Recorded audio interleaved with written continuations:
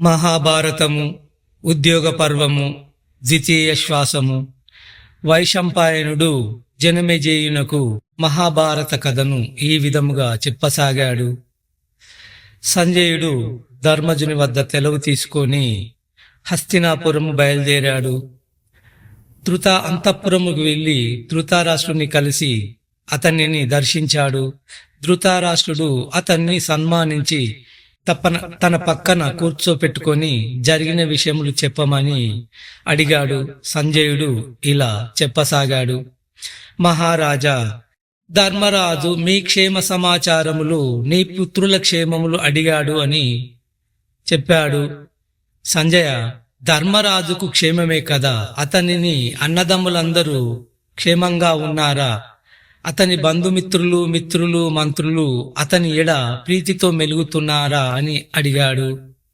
దేవా, మీ దయ వలన అందరూ క్షేమంగా ఉన్నారు. ధర్మరాజుకి అహింస, ధర్మచింతన మెండు.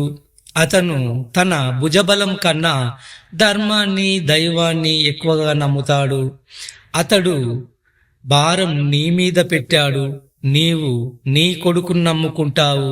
నీ కొడుకు కర్ణుడు శకుని మాటలు నమ్ముతాడు, వారి ఆధీనంలో ఉంటాడు. కడుపుకు అన్నం తినేవారు నీ కొడుకులు చేసే దుర్మార్గాలు చూస్తూ ఊరకుంటారా చెప్పు? నీవు ఒక్కడవే కొడుకులను కన్నావా? లోకంలో ఎవరికి కొడుకులు లేరా? కొడుకులు దుర్మార్గులైతే వారికి బుద్ధి చెప్పవలదా? నీ మాదిరి చూస్తూ ఊరుకుంటారా? ప్రజలంతా నిన్ను తిడుతుంటే వినలేక నా చెవులు తూట్లు పడుతున్నాయి. నువ్వు నీ కొడుకు సుయోధనుడు, దుశ్శాసనుడు, శకుని ఎలా ఆడిస్తే అలా ఆడుతున్నారు. పాండవులు సహిస్తున్నారు కాబట్టి సరిపోయింది. లేకపోతే నువ్వు నీ కుమారులు ఎప్పుడో నాశనం అయి ఉండేవారు. నువ్వు నీ కొడుకులు ధర్మరాజు శాంత గుణాన్ని భయంగా అనుకుంటున్నారు. అది తప్పు. అతను తన తమ్ములను అదుపులో పెడుతున్నాడు కాబట్టి మీరు బతికిపోయారు. అతడే కనుక ఆగ్రహిస్తే మీరు మిగులరు. జూదం ఆడిన రోజే అవినీతికి బీజం పడింది. అది కాచిచ్చులాగా పాకిపోయింది. ధర్మరాజు మెత్తని పులి. నువ్వు నీ కొడుకు చేసే ఆకృత్యాలకు లోకులంతా నీ కొడుకులను నిందించేటట్టు చేస్తున్నాడు. కాని ఏమి ఎరగనట్టు ఉంటాడు. అవసరం వచ్చినప్పుడు తిరగబడతాడు. అప్పుడు అతనిని ఎవ్వరూ ఆపలేరు. అది సరే, ప్రయాణ బడలిక వలన నా ఒళ్ళంతా నొప్పులుగా ఉన్నాయి. రేపు సభలో కలుస్తాను అని సంజయుడు అక్కడి నుండి వెళ్ళిపోయాడు. ధృతరాష్ట్రుడు వెంటనే విదురుని పిలిపించాడు. విదురుడు రాగానే అతని పక్కన కూర్చోపెట్టుకొని ఇలా అన్నాడు. విదురా, సంజయుడు ఉపప్లావం నుండి వచ్చాడు. నన్ను తిట్టిన తిట్టకుండా తిట్టాడు. రేపు వస్తానని వెళ్ళిపోయాడు. మనసంతా వికలంగా ఉంది, నిద్ర పట్టడం లేదు అని అన్నాడు. దానికి విదురుడు ధృతరాష్ట్రునితో ఇలా అన్నాడు. ధృతరాష్ట్ర మహారాజా, బలవంతుని చేతిలో దెబ్బలు తిన్న బలహీనుడు, డబ్బు పోగొట్టుకున్నవాడు, ఇతరుల డబ్బు ఎప్పుడు అపహరిద్దామా అని కాచుకొని ఉన్నవాడు, కామంతో కైపెక్కినవాడు నీలాగే నిద్ర పట్టక బాధపడతారు. వీటిలో నీకు ఏ దోషం ఉందో? ఇతరుల ధనం నీవు ఒక్కడివే అనుభవించాలని అనుకుంటున్నావు కదా, అందుకే నీకు నిద్ర పట్టడం లేదు. రాజా, నీకు ధర్మరాజు బంధువు, హితుడు, నీ సేవకుడు. పైగా అతడు శాంతమూర్తి, వివేకశీలి. అతడు తప్పు మాట్లాడతాడా? నువ్వు నీ కొడుకే కదా వారికి అన్యాయం చేసి నానా బాధలకు గురి చేసింది. ఇప్పటికన్నా వారి రాజ్యభాగం వారికి ఇచ్చి న్యాయం చెయ్యి. నువ్వు నీ రాజ్యభారాన్ని శకుని, కర్ణుడు, దుశ్శాసనుని మీద మోపావు. అది మంచిది కాదు. ధర్మరాజు కూడా నీవు తన పెదనాన్నవని, మీరు చేసిన దుర్మార్గాలు అన్నీ ఓపికతో సహించాడు. అది నీకు తెలుసు అని అన్నాడు విదురుడు. విదురా, రేపు సంజయుడు చెప్పబో మాటలు విని మనకు ఏది క్షేమకరమో అది నా చేత చేయించు. ఇప్పుడు నా మనసుకు శాంతము కలిగేటట్టు నీ వచనామృతము నా మీద కురిపించు అన్నాడు ధృతరాష్ట్రుడు. అప్పుడు విదురుడు ధృతరాష్ట్రుడితో ఇలా చెప్పసాగాడు. దీనినే విదురనీతి కూడా అంటారు. రాజా, ప్రతివాడు లోకం తనని నిందించే పనులు చేయరాదు. లోకహితమైన కార్యాలు ఆచరించాలి. పరుల సంపదకు ఈర్ష్యపడక నలుగురితో కలిసిమెలిసి బతకాలి. కోపగించుకోకూడదు. పరుల మాటలకు పొంగిపోకూడదు. గర్వించడం ఎంత ఉన్నా తృప్తి లేకపోవడం, దురభిమానము, ఏ పని చేయకపోవడం దుర్జనుల లక్షణాలు. తనను పాలించే రాజును, లోకాన్ని పాలించే భగవంతుడిని, కట్టుకున్న భార్యను, బంధువులను సముచితంగా ఆదరించని వాడికి ఏ పని చేసినా సత్ఫలితాన్ని ఇవ్వవు. ఉపాయం తెలియని వారు తమను ప్రేమించే వారిని ఇష్టపడరు. తాము అంటే ఇష్టం లేని వారి వెంట పడతారు. తమ కంటే ఎదుటివాడు బలవంతుడని తెలిసి వారి మీదకి వెళుతాడు. ధనము, విద్య, వంశము మంచివారికి అనుకోను గౌరవాన్ని కలిగిస్తే చెడ్డవారికి మదాన్ని, గర్వాన్ని కలుగచేస్తూ ఉంటాయి. ఒక బాణం ఒకడిని బాధిస్తుంది, లేకపోతే తప్పిపోతుంది. కానీ ఒక నీచి సమయస్ఫూర్తి అతని శత్రువును నాశనం చేస్తుంది. తాను ఒక్కడే తినడము, అందరూ నిద్రపోతున్నప్పుడు తాను ఒంటరిగా ఆలోచించడము, ఒంటరిగా ప్రయాణం చేయడం మంచిది కాదు. లోకంలో సత్యమును మించిన గుణం మరొకటి లేదు. చాలా మంది క్షమించే గుణాన్ని చేతగానితనంగా భావిస్తారు. కానీ క్షమాగుణాన్ని మించిన ధర్మము మరొకటి లేదు. పౌరుష వాక్యములు మాట్లాడకపోవడం, పాపపు పనులు చేయకపోవడం వలన మనిషి ఉత్తముడు అవుతాడు. బలవంతుడై కూడా శాంతంగా ఉండేవాడు, పేదవాడై కూడా దానం చేసేవాడు పుణ్యపురుషుడు అనిపించుకుంటాడు. న్యాయాతీతమైన ధనాన్ని అర్హులకు ఇవ్వకపోవడం, అనర్హులకు దానం చేయడం వలన కీడు కలుగుతుంది. పరస్త్రీ వ్యామోహం, మద్యపానము, వేటాడడం, పౌరుషంగా మాట్లాడటం, పోట్లాడటం, డబ్బు వృధాగా ఖర్చు పెట్టడం అనునవి సప్త వ్యసనములు. విజ్ఞులు వీటి అందు ఆసక్తి చూపరు. తనకు ఉచితమైన దుస్తులు ధరించడం, తనను తాను పొగుడుకోకపోవడం, ఒకరికి దానమిచ్చి ఎందుకు ఇచ్చానా అని బాధపడటం, కష్టకాలంలో కూడా ధర్మం తప్పకపోవడం మంచి నడవడి అనిపించుకుంటుంది. స్నేహం చేసినా, మాట్లాడినా, పోట్లాడినా తనకు సమానమైన వారితోనే చేయాలి గాని తమ కంటే అధికులతో గాని అల్పులతో గాని చేయరాదు. తనకు ఉన్న దానిలో పరులకు పెట్టి తాను తినడం మంచిది. అడిగితే శత్రువుకైనా ఇవ్వడం మంచిది. ఎక్కువ కష్టపడి కొంచెం సుఖపడటం మంచిది. మంచివారు పొగడ్తలకు పొంగిపోకుండా పరులకు మేలు చేస్తారు, కీడు చేయరు. నేను చెప్పిన పై లక్షణాలు అన్నీ ధర్మరాజులో ఉన్నాయి. నీవు పాండవులను పెంచి పెద్ద చేశావు. ఇప్పుడు వారిని నిరాదరణకు గురి చేశావు. కాబట్టి వారి రాజ్య భాగము వారికి ఇచ్చి నీ కొడుకులతో పాటు వారిని కూడా ఆదరించడం ఉచితము. వారు ఒక్కటిగా ఉన్నంత కాలము మీ వైపు దేవతలు కూడా కన్నెత్తి చూడలేరు అని అన్నాడు విదురుడు. ఆ మాటలు విన్న ధృతరాష్ట్రుడు విదురునితో, అయితే ఇప్పుడు నన్ను ఏమి చేయమంటావు అని అడిగాడు. దానికి విదురుడు, అలా అడిగితే నేనేమి చెప్పను? ఉన్న మాట చెప్పడం తప్ప.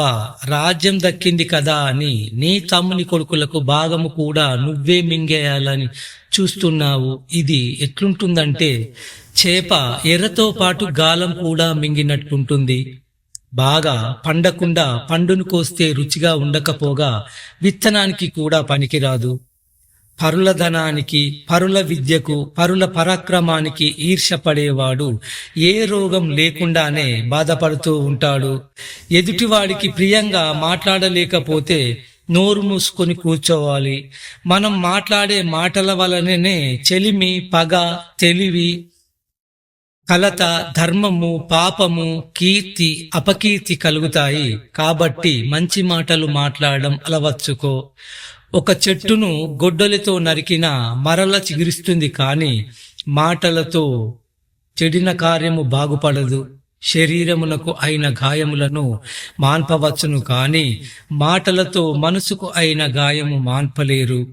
రాజా, ధర్మరాజు నోట ఇప్పటిదాకా ఒక్క పౌరుషమైన మాట రాలేదు. కాని నీ కొడుకులు అత్యంత నీచంగా మాట్లాడిన మాటలు నీవు వింటున్నావు కదా. చేటుకాలం దాపురిస్తే చెడ్డ మాటలు తీయగా ఉంటాయి అంటారు. చెడ్డవాళ్ళు చేసే పనులు వారికి మంచిగానే తోస్తాయి, కానీ మనసు మాత్రం అవి చెడ్డ పనులు అని నిశ్చయిస్తుంది. నీ బుద్ధి పాండవులతో విరోధం కోరుతూ ఉంది. ఏం చేస్తాం? ధర్మనిరతుడైన ధర్మరాజు తన సంపదకు దూరమగుట న్యాయమా? అతడు నీ పెదతనాన్ని గౌరవిస్తూ ఉన్నాడు. ఎన్ని పుణ్యకార్యాలు చేసినా అవి ధర్మవర్తనకు సరికావు. ధర్మవర్తనునికి ఇహలోకంలో కీర్తి ఎంతకాలం ఉంటుందో అంతకాలం పరలోకంలో పుణ్యలోకాలు కలుగుతాయి. పూర్వము ప్రహ్లాదుడు రాక్షస కులంలో జన్మించిన ధర్మం తప్పలేదు. తన కొడుకు విరోచనుడికి అంగీరసుడు అనే బ్రాహ్మణుని కుమారునికి ఒక వివాదం తలెత్తి ప్రహ్లాదుడు తన కొడుకు అని కూడా చూడకుండా అంగీరసుడికి అనుకూలంగా తీర్పు చెప్పాడు. కాబట్టి నీవు కూడా ధర్మం తప్పకుండా నీ కొడుకుల మీద పక్షపాతం వదిలి ఇరువురికి సంధి చెయ్యి. దాని వలన ఇరువురు ఆపదలు లేకుండా సుఖంగా ఉంటారు. పెద్దవాళ్ళు లేని సభ ఒక సభ కాదు. అలాగే న్యాయం మాట్లాడలేని పెద్దలు కారు. ధర్మాచరణలో సత్యం లేకపోతే అది ధర్మమే కాదు. ఏదో ఒక మిష మీద చెప్పే మాట సత్యము కాదు. నీతి మార్గంలో బతకడం ఉత్తమం. శౌర్యముతో సంపదలు పొందుట మధ్యమము. భారంగా బతుకులాగడం అధమము. నీతి తప్పి చరించే వారిని ఉత్తములు మెచ్చుకుంటారా? నీ పుత్రులు ఎల్లప్పుడూ యుద్ధోన్మాదంలో ఉరకలు వేస్తుంటారు. దానికి తోడు కర్ణుడు అగ్నికి ఆజ్యం పోస్తూ ఉంటాడు. నీకేమో నీతి అంటే పట్టదు. పాండవులు అనవసరంగా యుద్ధానికి కాలు దువ్వరు. ఎదుటివాడి కయ్యానికి వస్తే వాడిని విడిచిపెట్టరు. పాండవులు నిన్ను తమ తండ్రి మాదిరి గౌరవిస్తున్నారు. నువ్వు కూడా వారిని నీ కన్న కొడుకులతో సమానంగా చూడటం మంచిది. మహారాజా, మేలు చేసిన వాడికి కీడు చేస్తే వాడి శవాన్ని కుక్కలు కూడా తాకవు. కాబట్టి చేసిన మేలు మరవడం మహాపాపము. నీ తమ్ముడు పాండురాజు నీకు పరమభక్తుడు. పాండురాజు కుమారులు పాండవులు కూడా నీకు ఎంతో మేలు చేశారు. వారిని ఆదరించడం మంచిది. ప్రతి మనిషి జీవితంలో సుఖదుఖాలు సర్వసాధారణం. వాటి గురించి దుఃఖించడం ఎందుకు? దుఃఖము వలన బలం తగ్గుతుంది, శరీరం కృషిస్తుంది, మతి చెడుతుంది, రోగం వస్తుంది. అది శత్రువులకు బలం చేకూరుస్తుంది. కాబట్టి దుఃఖించడం మానుకో అని అన్నాడు విదురుడు. దానికి ధృతరాష్ట్రుడు విదురునితో, విదురా, నేను ధర్మతనయుడిని నా మాటలతో చేతలతో బాధించాను. దాని వలన నా కొడుకులకు మరణం తథ్యం. కాబట్టి నాకు దుఃఖం కలగదా? ఆ దుఃఖం కలగకుండా ఉండే మార్గం చెప్పు అని అన్నాడు ధృతరాష్ట్రుడు. దానికి విదురుడు ఈ విధంగా చెప్పసాగాడు. మహారాజా, ముందు నువ్వు లోభం విడిచిపెట్టు. ఇంద్రియములను అదుపులో పెట్టుకో. మనశ్శాంతి అదే లభిస్తుంది. జ్ఞాతి వైరం వదిలిపెట్టు. గోవులను అపహరించడం, బ్రాహ్మణులను అవమానించడం, స్త్రీలను అవమానించడం నివారించు. అన్నదమ్ములు అందరూ కలిసి ఉండేటట్టు చూడు. ఎందుకంటే ఒకే చెట్టు ఉంటే దానిని ఎవరన్నా కూల్చవచ్చు. అదే చెట్లు గుంపులుగా ఉంటే పెను తుఫాను గాలులు కూడా ఏమీ చేయలేవు. అలాగే అన్నదమ్ములు అందరూ కలిసి ఉంటే శత్రువులు కూడా ఏమీ చేయలేరు. కాబట్టి కౌరవులు పాండవులు కలిసిమెలిసి ఉంటే శత్రువులు ఏమి చేయలేరు. అరణ్య అజ్ఞాతవాసములలో అలసియున్న పాండుకుమారులను పిలిపించి వారి రాజ్యభాగము వారికి పంచి ఇమ్ము. నీ కొడుకులను బతికించుకో. జూదం ఆడుతున్న రోజే అది తగదని నీకు చెప్పాను. నా మాటలు నీకు రుచించలేదు.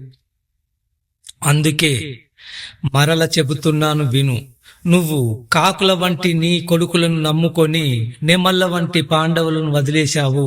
ఈ రోజు నీ ప్రాణం మీదకి వచ్చింది. తల్లడిల్లిపోతున్నావు. కులనాశకుడు కొడుకైనా వదిలివేయమన్నారు. ఇప్పుడు నువ్వు నీ కొడుకు సుయోధనుని వదిలినందువలన నష్టం ఏముంది? అది అటు ఉండని ఒక్క విషయం ఆలోచించు.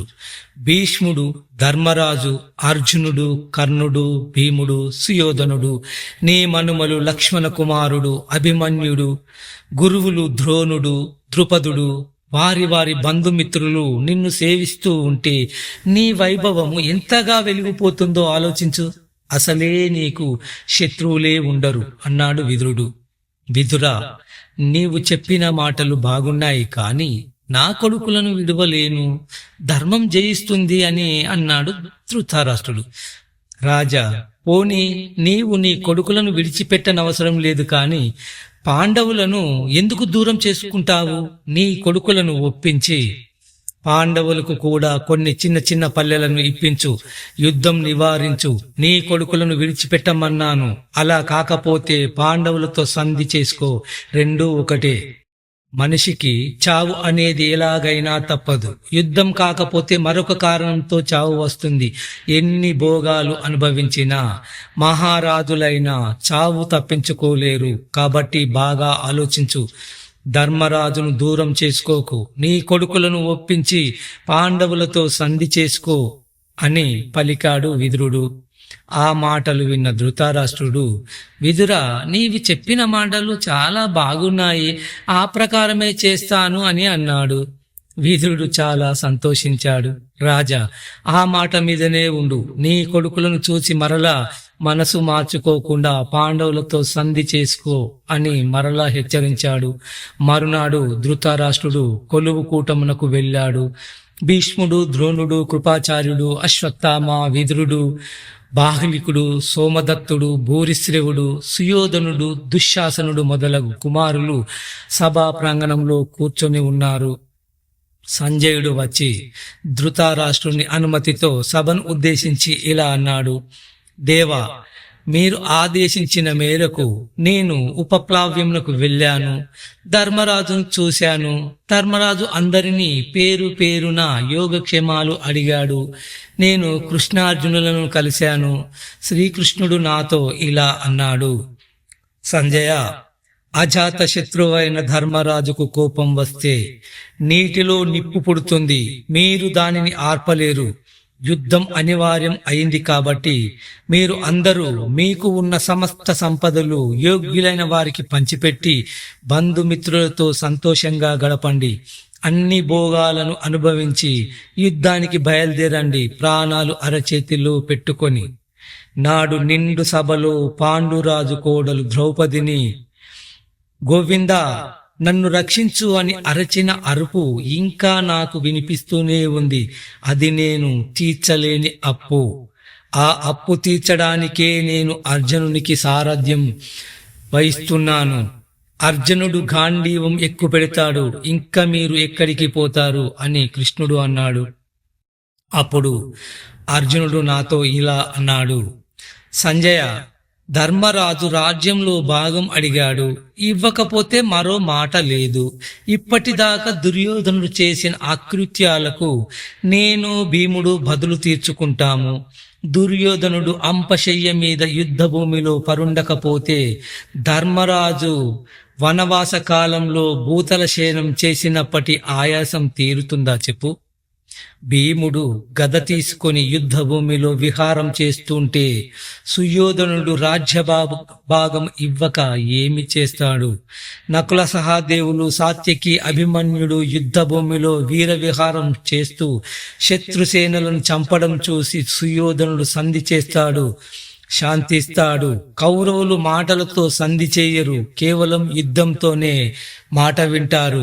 సుయోధనుడు యుద్ధంలో మరణించిన తర్వాత భీష్ముని మీదికి శిఖండి ఉరికినప్పుడైనా కౌరవులు సంధి చేయక తప్పదు. దృష్టద్యుమ్నుడు క్రోధంతో ద్రోణుని మీద యుద్ధానికి దిగడం చూచి కాని మీరు యుద్ధం విరమించరు. సుయోధనుడు మహాత్ముడైన శ్రీకృష్ణుడిని కూడా లక్ష్య పెట్టడు. ఇంకా నా సంగతి చెప్పేదేముంది? అయినా ఇందులో సుయోధనుని తప్పు ఏమీ లేదు. సంజయ, మేము భీష్మునికి, ద్రోణునికి, కృపునికి నమస్కరించి యుద్ధానికి దిగుతాము. అన్యాయంగా మా రాజ్యాన్ని కోల్పోయి అరణ్య అజ్ఞాతవాసములు గడిపి న్యాయంగా మా రాజ్య భాగము కోరుతున్న మమ్ములను కౌరవులు ఓడిస్తే ధర్మం ఓడిపోయినట్లే. అంతేకాని మేము చేసేది తప్పు కాదు.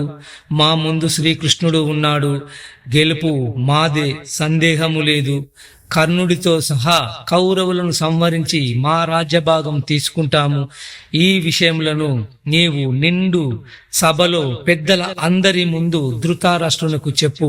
ఈ మాటలు విన్న భీష్ముడు, ద్రోణుడు, కృప, అశ్వత్థామలు, విదురుడు, శల్యుడు విని ఏమి నిర్ణయిస్తారో అదే జరుగుతుంది. సుయోధనాదులు ఆయుష్మంతులవుతారు అని అర్జునుడు అన్నాడు. సంజయుడు ధృతరాష్ట్రునితో ఇలా చెప్పాడు. ఈ మాటలు విన్న భీష్ముడు సుయోధనుని చూసి ఇలా అన్నాడు. కుమారా, అర్జునుడు, శ్రీకృష్ణుడు నరనారాయణులు. ప్రతి యుగంలోనూ అవతారమెత్తుతూ ఉంటారు. అధర్మాన్ని జయిస్తూ ఉంటారు. ధర్మం ప్రతిష్ఠిస్తారు. పౌలోములను, కాలకేయులను, నివాత కవచులను చంపారు. నరనారాయణుడు ఒకే శక్తి, రెండుగా విడిపోయారు. వారు యుద్ధానికి దిగితే మనకే కాదు, ఆ హరునికైనా గెలవడం సాధ్యం కాదు. శ్రీకృష్ణుడు సారథ్యం వహించే రథం పైన అర్జునుడు గాంధీవం ఎక్కుపెట్టిన నాడు నీకు ఆ విషయం తెలుస్తుంది. అయినా సుయోధన, నీవు నా మాటలకు భయపడవు. నీకు ఏది తోస్తే అదే చేస్తావు. నీలాంటి గర్విష్ఠిని ఏమంటాము? ఈనాడు నువ్వు నా మాటలు వినకపోతే యుద్ధ సమయంలో నీవు మా అందరికి మరణ వార్తలు వినవలసి వస్తుంది. నువ్వు దుర్మార్గులైన దుశ్శాసన, కర్ణ, శకుని మాటలు తప్ప మా మాటలు వినవు అని అంటున్న భీష్ముని చూసి కర్ణుడు ఇలా అన్నాడు. మీరు ఇట్లు మాట్లాడతగునా? నేను ఏమి చేశాను? సుయోధనుని కొలువులో ఉంటున్నాను. ఆయన పెట్టిన అన్నం తింటున్నాను. నాకు తోచిన మాటలు చెబుతున్నాను. నేను ఎప్పుడైనా ధృతరాష్ట్రుని సతీ పుత్ర పౌత్రులకు హితం కలిగిస్తాను. నేను కాని పనులు చేస్తే సుయోధనుడు నన్ను ఇంతటి వాడిగా ఎందుకు చేస్తాడు? నిండు సభలో తమరు ఇలా మాట్లాడతగునా అని పలికాడు. దానికి భీష్ముడు ఇలా అన్నాడు. ధృతరాష్ట్ర, ఈ కర్ణుడు పాండవులలో ఒకరితోనైనా ఇసుమంత పోలడు. వీడు పాండవులను గెలుస్తాను అని ప్రగల్భాలు పలుకుతాడు. వీడిని నమ్ముకొని సుయోధనుడు పాండవులతో శత్రుత్వము వహించాడు. పాండవులలో ప్రతి ఒక్కరూ ఎన్నో విజయాలు పొందారు. వీడు ఒక్క విజయం అయినా పొందాడా? వీడి తమ్ముడిని అర్జునుడు వాడి కళ్ళ ముందే చంపితే ఏమి చేయలేకపోయాడు. అర్జునుడు పశువులను మళ్లించుకుపోతూ ఉంటే వీడు కూడా అక్కడే ఉన్నాడు కదా, ఏం చేశాడు? ఘోషయాత్రలో నీ కొడుకును ఓడింపచేశాడు. ఈ దుర్మార్గుడు ఇప్పుడు నోటికొచ్చినట్లు మాట్లాడుతూ ఉన్నాడు. నీవు ఆ మాటలకు తల ఊపుతున్నావు అని అన్నాడు భీష్ముడు. అప్పుడు ద్రోణుడు లేచి, మహారాజా, భీష్ముడు అటు పాండవులకు ఇటు కౌరవులకు కావలసిన వాడు, ఆప్తుడు. కాబట్టి వారితో సంధి చేసుకొనుట మంచిది. అర్జునుడు అన్నంత పని చేస్తాడు. కాండవ వన దహనము మొదలుకొని అతను చేసిన వీరకృత్యాలు మననం చేసుకోవడం మంచిది. ఎందరో విల్లు అమ్ములు ధరించారు. ఎంతో మంది యుద్ధాలు చేశారు. కానీ విజయుడు అని అతనికే పేరు వచ్చింది. ఆలోచించండి అని పలికాడు. భీష్మ, ద్రోణుడు పలికిన పలుకులు విననట్టే ఉన్నాడు ధృతరాష్ట్రుడు. వారికి తగిన సమాధానం కూడా చెప్పలేదు. సంజయుడి వైపు చూసి, సంజయ, ధర్మరాజు మన గురించి, మన సైన్యము గురించి ఏమనుకుంటున్నాడు? మన సైన్యము గురించి అతనికి తెలుసా? అతడు వైపు ఎవరెవరు ఉన్నారు అని అడిగాడు. ఆ మాటలు విన్న సంజయుడు తన మనసులో, అయ్యో ఇదేమిటి? ధృతరాష్ట్రుడు ఇంతటి వెర్రివాడా? పాండవులకు ఎవరు సాయం ఉన్నారు అని అడుగుతున్నాడు. ఇతనికి ఎంత చెప్పినా బుద్ధి రాదు, ప్రయోజనము లేదు. దేవా, మరల చెబుతున్నాను, ధర్మరాజు తమతో సంధి చేసుకోవాలనని అనుకుంటున్నాడు. మీరు కనుక అతనికి రాజ్యంలో సగభాగం ఇస్తే ఎలాంటి కీడు తలపెట్టడు. యుద్ధమే వస్తే అతను ఎవరిని లక్ష్య పెట్టడు. అయినా దేవా, నీకు తెలియని వాళ్ళు పాండవుల పక్షమున ఎవరున్నారు? బకుడిని, హిడింబుడిని, కీచకుడిని చంపిన భీముడు అక్కడ ఉన్నాడు. పాలాక్షిని ఓడించిన అర్జునుడు వారి పక్షంలో ఉన్నాడు. నకుల సహదేవులు వారి పక్షాన్నే ఉన్నారు. ద్రౌపది కొడుకులు, సుభద్ర కొడుకు అభిమన్యుడు వారి పక్షాన ఉన్నారు. శ్రీకృష్ణుని తమ్ముడు సాత్యకి వారి పక్షాన ఉన్నాడు. ద్రౌపది సోదరులు వారి పక్షాన్నే ఉన్నారు. ద్రుపదుడు, విరాటుడు, అతని తమ్ములు 5, కేకేయ రాజులు, జరాసంధుని కుమారుడు సహదేవుడు, జయచేనుడు, శిశుపాలుని కుమారులు దృష్టకేతుడు, వృషభుడు, యాదవరాజు చేకితాసుడు, శైభ్యుడు మొదలగు యోధులు వారి పక్షాన ఉన్నారు. ఇంకా భీముని కుమారుడు మాయా విద్యా విశారదుడు ఘటోత్కచుడు వారి పక్షాన్నే ఉన్నాడు. ఇంకా తూర్పు వైపు నుండి, ఉత్తర దేశం నుండి రాజులు ధర్మరాజుకు సాయంగా ఉన్నారు. అందరికన్నా మిన్న శ్రీకృష్ణుడు వారి పక్షాన ఉన్నాడు. ఇంకా మన మీదకి దండెత్తి రావడానికి ధర్మరాజుకు ఇంకా ఎవరు అవసరం లేదు అన్నాడు సంజయుడు. అవును సంజయ, నీవు చెప్పింది వాస్తవము. బలంతో పోలిస్తే వారంతా ఒక ఎత్తు, ఒక్క భీముడు ఒక ఎత్తు. ఆ భీముడిని తలుచుకుంటేనే భయం వేస్తుంది.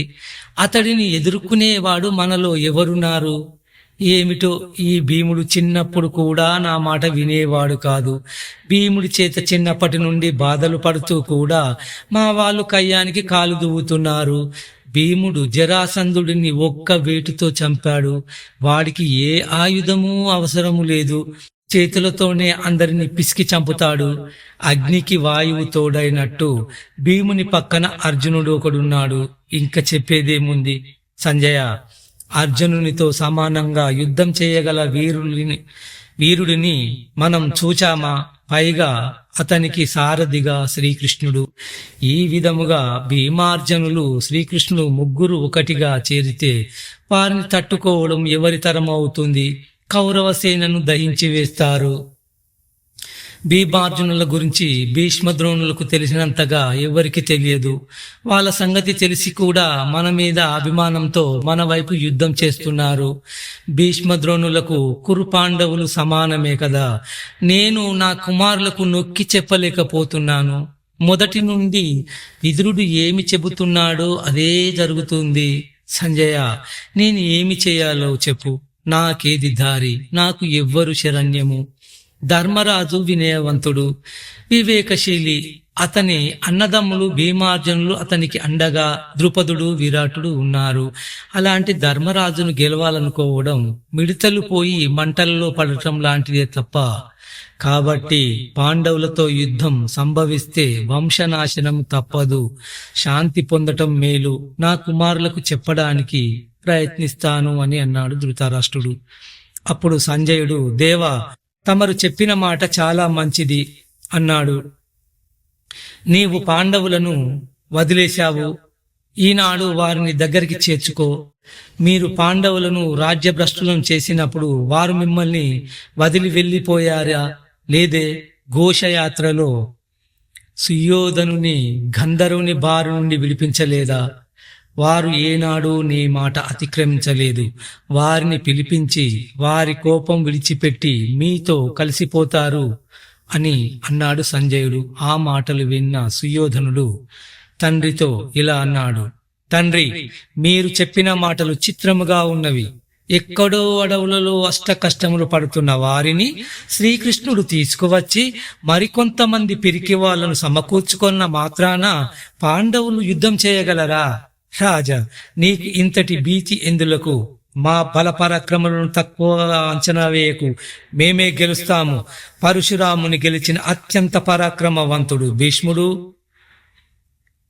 మా గురువు కృపాచార్యుడు, ద్రోణుడు సామాన్యుల, ఈశ్వర వర ప్రసాదితుడు అశ్వత్థామ సామాన్యుడా, సహజ కవచ కుండలములతో శోభిల్లుతున్న కర్ణుని ఎదిరించేవాడు పాండవులలో ఎవరున్నారో చెప్పు. వీరు కాక బాహ్లికుడు, సోమదత్తుడు, సింధురాజు, గాంధారరాజు మహావీరులు కారా? వీరంతా మన పక్క ఉండగా పాండవులకు మన వంక తేరిపార చూడటానికి ధైర్యం ఉందా? చెప్పండి. మీరు ఏమాత్రం సందేహించకండి. మేమే మాత్రము వారికి అడుగులకు మడుగునొత్తము పారిపోము, యుద్ధమే చేస్తాము, ఇదే నా నిశ్చితాభిప్రాయం. మన కులంలో మాకు తలవంపులు తేకండి. మా చేత బాధలు పడ్డవాళ్ళు మా మీదకి దండెత్తి వస్తే పారిపోవడం పెరికితనం అవుతుంది, కాని సఖ్యం కాదు. మీరు వారిని బతిమాలుకుంటూ మా చావును కోరుకుంటూ విలపించితే నేనేమని అనగలను? తండ్రి, నీవు భీముని అత్యంత బలవంతుడు అని పొగిడావు, కాని అతడు నాతో సమానంగా యుద్ధం చేయగలడా? భీముడే కాదు, నాతో సమానంగా గదా యుద్ధం చేయగలవడు ముల్లోకాలలో ఎవడూ లేడు. ఆ భీముని నేనే చంపుతాను.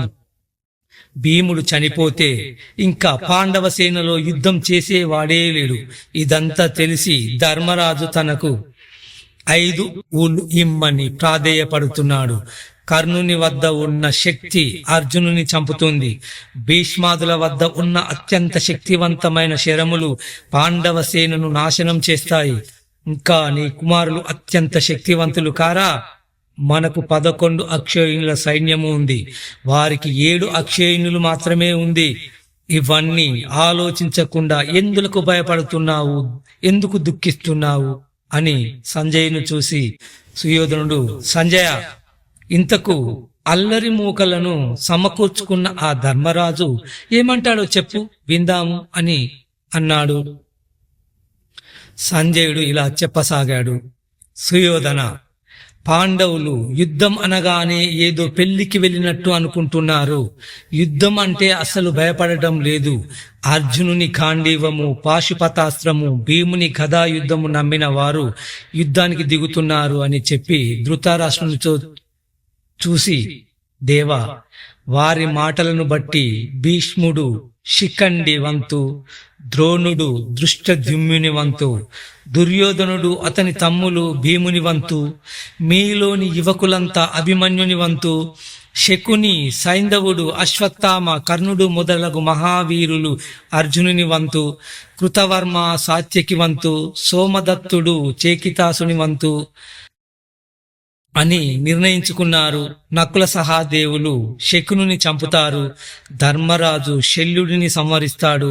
వారు ఇలా అనుకుంటూ ఉన్నారు. ఇంకా మీకు ఎలా తోస్తే అలా చేయండి, మీ కర్మ అని అన్నాడు సంజయుడు. దానికి ధృతరాష్ట్రుడు, అయ్యో, ఇంకా నాకు దిక్కు ఎవరు? నా కొడుకులను ఎవరు రక్షిస్తారు? ధర్మరాజు శ్రీకృష్ణుడు ఉన్న సైన్యాన్ని నా కొడుకు లక్ష్య పెట్టకపోవడం నా కర్మ. సంజయ, ఇంకా చాలు, ఏమీ చెప్పకు. ఎలా జరగాలని ఉంటే అలానే జరుగుతుంది అని దుఃఖిస్తున్న తండ్రిని చూసి సుయోధనుడు, తండ్రి, మేము పాండవులు ఒకే చోట పుట్టి పెరిగాము. మాకంటే వారు ఎలా బలవంతులు అవుతారు? నువ్వు ఎప్పుడూ పాండవులను పొగుడుతూ ఉంటావు. ఎందుకు?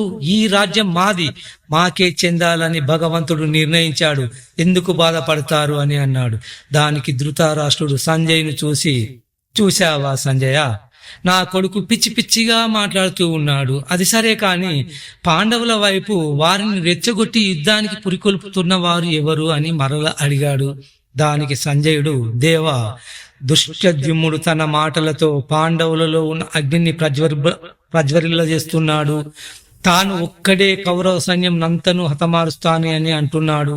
దానికి ధర్మరాజు కూడా నీవు అన్నంత పని చేస్తావు అని కొత్తపడుతున్నాడు.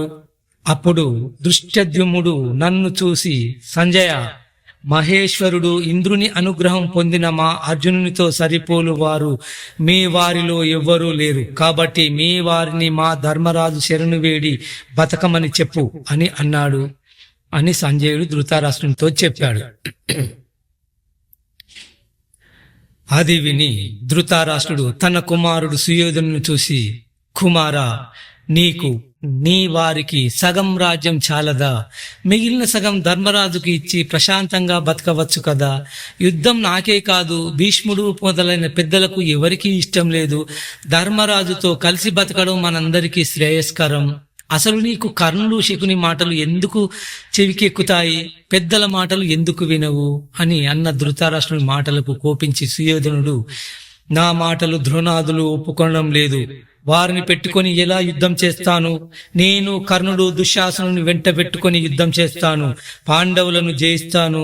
సూదిమున మోపినంత మేర భూమి కూడా పాండవులకు ఇవ్వను, ఇది నా తుది నిశ్చయము అని పలికాడు సుయోధనుడు.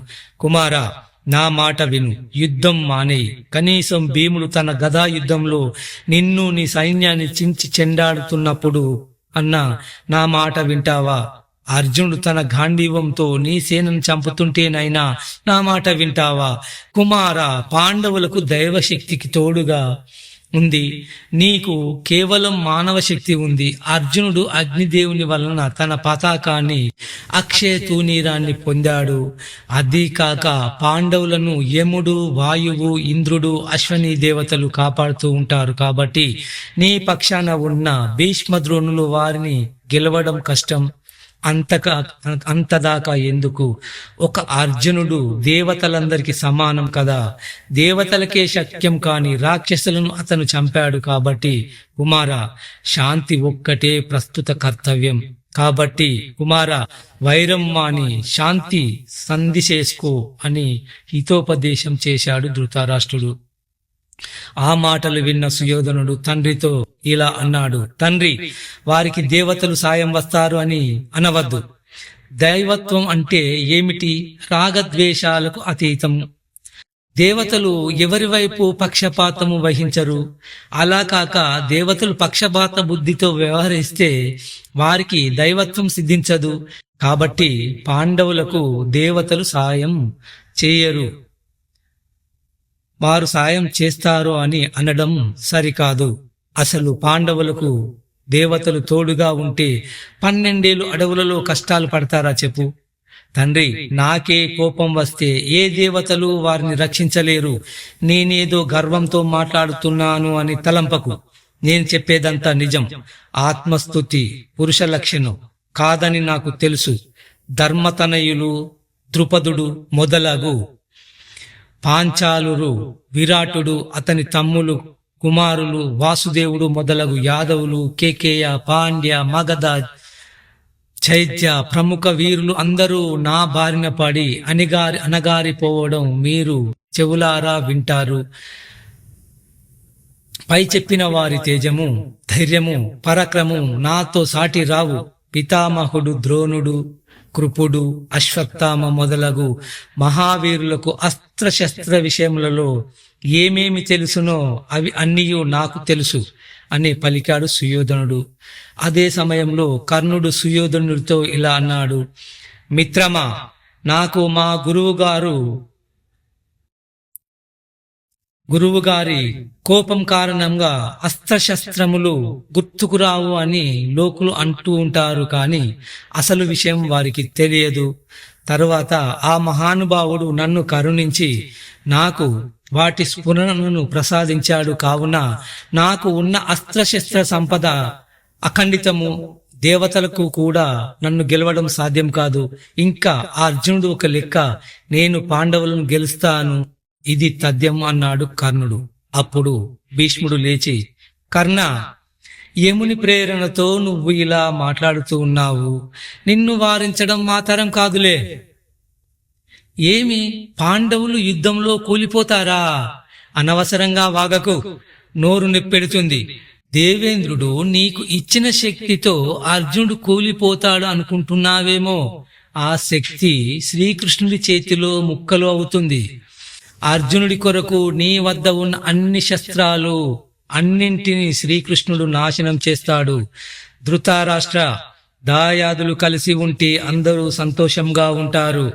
వారు విడిపోతే సమస్తం కోల్పోతారు. కాబట్టి ధర్మరాజుతో సంధి చేసుకో అని అన్నాడు. తర్వాత ధృతరాష్ట్రుడు సుయోధనునితో, నాయన సుయోధన, భీష్ముడి మాటలు పాటించు. ధర్మరాజును వారి రాజ్యభాగం వారికి ఇచ్చి సంధి చేసుకో అని అన్నాడు. కాని సుయోధనుడు ఆ మాటలు విననట్లే ఉన్నాడు. అప్పుడు ధృతరాష్ట్రునికి కోపం వచ్చి, సుయోధన, ఏమి మాట్లాడవు? అర్జునుడు ఒక్కడు విజృంభించి పశువులను విడిపించినప్పుడు నీ సైన్యం పారిపోలేదా? నువ్వు కర్ణుడు అక్కడే ఉన్నారు కదా, అప్పుడు ఏమి చేశారు? కర్ణ, ఇది పశువులను పట్టుకున్నప్పటి సమరం కాదు, ఇప్పుడు శ్రీకృష్ణుడు రథసారథిగా, అర్జునుడు పక్కనే గదతో భీముడు విజృంభించి యుద్ధం చేస్తే వాళ్ళను ఎదుర్కోవడం నీ తరం కాదు. వారితో యుద్ధంలో చచ్చి మంచి సేవకుడు అనే పేరు సంపాదిస్తావు, అదే నీకు మిగిలేది. నీ ప్రోద్బలంతో సుయోధనుని చావుకు దగ్గర చేస్తున్నావు అని అన్నాడు. దానికి కర్ణుడు సుయోధనును చూసి విరక్తితో, రాజా, ఈ భీష్ముడు పలికిన పలుకులు నా మనసును కలచివేస్తున్నాయి.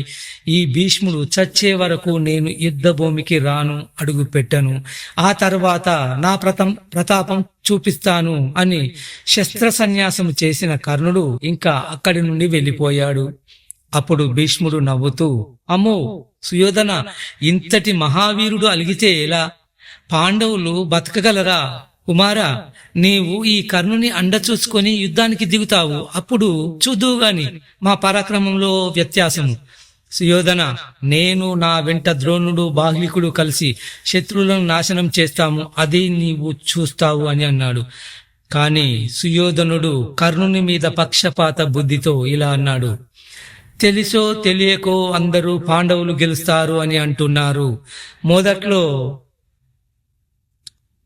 నిన్ను, ద్రోణుడిని, బాహ్లికుడిని నమ్ముకొని యుద్ధానికి దిగుతాను. కాని ఇప్పుడు చెబుతున్నాను, నాకు కర్ణుడు, దుశ్శాసనుడు ఉంటే ఎవరి అండ అక్కరలేదు. వారు ఇరువురు ఉంటే విజయం మాదే అని అన్నాడు సుయోధనుడు. తన కుమారుడి మాటలకు ఏమీ అనలేక ధృతరాష్ట్రుడు విదురుని చూసి ఇలా అన్నాడు, విదురా, నా కుమారుడు కర్ణునితో కలిసి మృత్యుపాశంలో చిక్కుకున్నాడు. ఈ సమయంలో ఏమి చేయాలో చెప్పు అని అడిగాడు. మహారాజా, మన వాళ్ళు ఇలా దుర్బలులై వారిలో వారే ఇలా పోట్లాడుకుంటూ ఉంటే అది అర్జునునికి కార్యసాధకుని అనుకూలం కాదా? కాబట్టి అనవసరమైన మాటలు కట్టిపెట్టి పాండవులను పిలిపించి సంధి చేసుకోండి అని అన్నాడు విదురుడు. తరువాత ధృతరాష్ట్రుడు సంజయును చూసి, సంజయ, నీవు మరలి వచ్చినప్పుడు అర్జునుడు నీతో ఏమన్నాడు చెప్పు అని అడిగాడు. దానికి సంజయుడు ఇలా అన్నాడు, దేవా, నేను వచ్చినప్పుడు అర్జునుడు మీ అందరికీ చెప్పమని అన్న మాటలు వివరిస్తాను. సంజయ, ధర్మరాజు స్వయంగా మాకు రావలసిన రాజ్యభాగం ఇవ్వమని కోరుతున్నాడు. దర్పంతో వారు ఇవ్వకపోతే వారిని యుద్ధంలో చంపడం తప్పదు అని అన్నాడు. ఆ మాటలు విన్న ధృతరాష్ట్రుడు ఆ రోజుకు సభ ముగించాడు. అందరూ వెళ్ళిపోయారు. ధృతరాష్ట్రుడు మాత్రమే సభలో ఉన్నాడు. సంజయ, నీకు ఇరుపక్షములలో ఉన్న వీరులందరూ తెలుసు. యుద్ధమే వస్తే ఎవరు గెలుస్తారో ఊహించి చెప్పగలవా అని అడిగాడు. దేవా, ఈ విషయం నన్ను అడగటం కన్నా గాంధారిని, మీ తండ్రి వ్యాసుడిని అడగటం మంచిది. వారిని పిలిపించండి అని అన్నాడు. వెంటనే ధృతరాష్ట్రుడు తన తండ్రి వ్యాసుని ధ్యానించాడు. గాంధారిని పిలిపించాడు. వ్యాసుడు సంజయుని చూసి, సంజయ, నీకు అన్నీ తెలుసు. నేను వినేటట్టు ధృతరాష్ట్రుడు అడిగిన ప్రశ్నలకు సమాధానం చెప్పు అని అడిగాడు. సంజయుడు వ్యాసునికి నమస్కరించి, ధృతరాష్ట్ర, నీవు పాండవుల సేనకు, కౌరవ సేనకు గల తారతమ్యం గురించి అడిగావు. పాండవుల పక్షాన శ్రీకృష్ణుడు ఉన్నాడు. అతనితో సమానమైన వాడు కౌరవ పక్షంలో ఎవరూ లేరు. పాండవులకు బలము శ్రీకృష్ణుడే. సమస్త లోకములు ఒక పక్క, శ్రీకృష్ణుడు ఒక పక్క ఉంటే శ్రీకృష్ణుడే గెలుస్తాడు. సత్యం, ధర్మం, న్యాయం ఎక్కడ ఉంటుందో అక్కడ శ్రీకృష్ణుడు ఉంటాడు. శ్రీకృష్ణుడు ఉన్న చోట జయం ఉంటుంది. శ్రీకృష్ణుని ఆశ్రయించిన వారికి జయము తప్పదు అని చెప్పాడు. సంజయ, శ్రీకృష్ణుని గురించి నాకు తెలియకపోవడానికి నీకు తెలియడానికి కారణమేమి అని అడిగాడు. దానికి సంజయుడు ఇలా అన్నాడు, లోకంలో విద్య, అవిద్య అని రెండు ఉన్నాయి. అవిద్యతో అలమటిస్తున్న వారు, తమో గుణం ప్రధానంగా కలవారు విష్ణువుని గురించి తెలుసుకోలేరు. విద్యా వినయభూషితుడు విష్ణువుని గురించి తెలుసుకుంటాడు అని అన్నాడు. విద్య అనగానేమి? ఏ విద్య వలన నీవు విష్ణువు గురించి తెలుసుకున్నావు? ఆ విద్య ఎలా ఉంటుంది వివరంగా తెలుపు అని పలికాడు ధృతరాష్ట్రుడు. సంజయుడు ఇలా చెప్పాడు, ప్రతి మనిషికి సత్వ రజ తమో గుణములు ప్రధానంగా ఉంటాయి. నేను వాటికి లోబడను. నిర్వికారంగా పక్షపాతరహితంగా ఉంటాను. పవిత్ర భావనతో ధర్మంగా ప్రవర్తిస్తాను. దీనిని విద్య అంటారు. దీని వలననే నేను విష్ణువును తెలుసుకున్నాను. నీకు గాని వేరు ఎవరికైనా గాని విష్ణువును తెలుసుకోవడానికి ఇది ఒకటే మార్గం, వేరే మార్గం లేదు. పై చెప్పిన దానికి భిన్నంగా ఉన్నది అవిద్య అంటారు అని అన్నాడు సంజయుడు. పక్కనే ఉన్న కొడుకు సుయోధను చూసి ధృతరాష్ట్రుడు, నాయన సుయోధన, సంజయుడు మనకు ఆప్తుడు, శ్రేయోభిలాషి. అతని మాటను విను, శ్రీకృష్ణుని ఆశ్రయించు. నీవు, నీ తమ్ములు, నీ కుమారులు సుఖంగా బ్రతుకుతారు అని చెప్పాడు. దానికి సుయోధనుడు, తండ్రి, ఈ లోకాలు సర్వనాశనం అయినా సరే నేను ధైర్యం వదలను, ఎవరిని శరణు వేడను అని చెప్పాడు. గాంధారి, విన్నావా నీ కుమారుని మాటలు? వీడు ఒక దురభిమాని, నీతిబాహుకుడు, గర్విష్టి, అసూయ ద్వేషాలు గలవాడు. నా మాట వినడు. వీడు చెడిపోతాడు, వీడికి బతుకు లేదు అని అన్నాడు నిర్వేద్యంగా. గాంధారి సుయోధనుతో ఇలా చెప్పింది, కుమార సుయోధన, నీ ఐశ్వర్యములు, సంపదలు, రాజ్యము, నీ ఆయుష్ ఎందుకు వదులుకుంటావు? దైవం భీముని రూపంలో వచ్చి నిన్ను చంపుతుందిరా. నీలాంటి అవినీతి పరుడు కూడా ఉంటాడా అని పలికింది. వ్యాసుడు ధృతరాష్ట్రుని చూసి, నీకు శ్రీకృష్ణుడు అంటే భక్తి, అందుకే సంజయుని రాయబారిగా పంపావు, మంచి పని చేశావు. సంజయుని మాట విని శ్రీకృష్ణుని ఆశ్రయించు, రాగద్వేషాలు వదిలిపెట్టు. ఏకాగ్రతతో ఆరాధించిన వారికి శ్రీకృష్ణుడు చేరువ అవుతాడు. కామక్రోధములతో అలమటించే వారికి అతను దూరంగా ఉంటాడు అని పలికాడు వ్యాసుడు.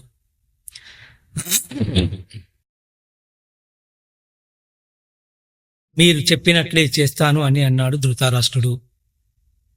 సంజయ, శ్రీకృష్ణునికి వాసుదేవుడు అనే పేరు ఎలా వచ్చింది అని అడిగాడు ధృతరాష్ట్రుడు. దానికి సంజయుడు, దేవా, శ్రీకృష్ణుడు అంతటా ఉంటాడు, అన్నీ అతనిలో ఉంటాయి, అందువలన అతనికి వాసుదేవుడు అని పేరు వచ్చింది. ఇంద్రియ నిగ్రహంతో అతనిని ధ్యానిస్తే అతను వశం అవుతాడు. నీవు కూడా అన్ని చింతలను వదిలిపెట్టి శ్రీకృష్ణుని ఆశ్రయించు అని అన్నాడు. అప్పుడు ధృతరాష్ట్రుడు, వ్యాస మహర్షి, నేను కూడా శ్రీకృష్ణుని శరణు వేడుతాను, కాని నాకు నేత్రములు లేవు. శ్రీకృష్ణుని దివ్యమంగళ విగ్రహము దర్శించలేను. నిరంతరం శ్రీకృష్ణుని సన్నిధానంలో ఉండి అతనిని సేవించుచున్న వారు ఎంతటి పుణ్యాత్ములో కదా అని వివరించాడు. అంతటా వ్యాసుడు వెళ్ళిపోయాడు. దుర్యోధనుడు, సంజయుడు, గాంధారి కూడా తమ తమ నివాసాలకు వెళ్ళిపోయారు. మహాభారత ఉద్యోగ పర్వము ద్వితీయ శ్వాసము సంపూర్ణము. మిగతాది రేపటి కార్యక్రమంలో తెలుసుకుందాము. సెలవు. నమస్కారము.